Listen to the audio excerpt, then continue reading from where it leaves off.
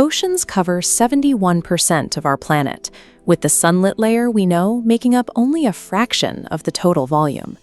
If you plunge straight down, the light quickly vanishes, leaving you in a pitch-black, alien world. This map shows the Mariana Trench, a massive crescent-shaped scar stretching over 2,500 kilometers across the Pacific Ocean floor near Guam. At this specific point in the curve, the trench floor drops to nearly 11,000 meters, the deepest point on the planet. Exploration vessels like the 𝗔𝗵𝘃 Challenger mapped this invisible terrain using sonar, sending sound waves down to the floor and recording the time they took to bounce back. At the bottom, the water pressure reaches 16,000 psi. This weight is heavy enough to instantly crush a modern bulletproof car. 5,000 unique species thrive in this environment, having weaponized their biology to hunt in the crushing dark. The extreme physics of the trench forced an evolutionary engineering project, resulting in highly specialized, efficient biological weapons. The descent into the twilight zone begins at 900 meters. By the time we hit 2,000 meters, sunlight is gone, forcing every predator to hunt blind. The frilled shark thrives here, using its eel-like body and snake-like head to coil and launch itself forward with striking speed. It secures prey with 300 inward-facing, razor-sharp teeth. Once caught in this trap, a target cannot pull away without shredding its own flesh. Dropping further toward the 2,000-meter mark, the blackness becomes absolute. This is the domain of the deep-sea dragonfish. Although only 6 inches long, it utilizes heavily disproportionate, jagged jaws to secure kills in total darkness before the prey can register its presence. Because prey encounters are rare at this depth, these creatures rely on inescapable anatomical traps. If a predator misses a single strike, it risks starvation.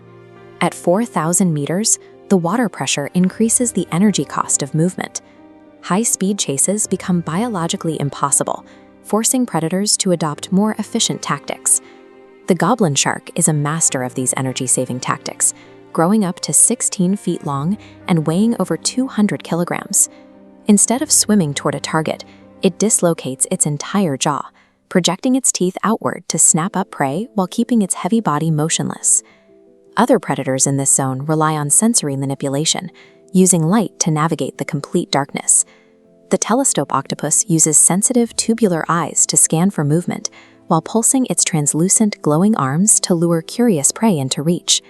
Similarly, the 𝗔𝗵𝘃 has a transparent head containing internal green light organs. It points these organs upward, targeting the faint silhouettes of creatures passing above it. When the physical density of the water prevents pursuit, these predators survive by bending light and anatomy to bring the food directly to them.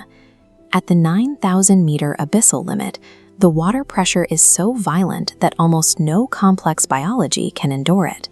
In the abyss, biological durability becomes the primary hunting advantage. The snailfish, or ghostfish, lives at this depth despite its tiny 12-inch translucent body.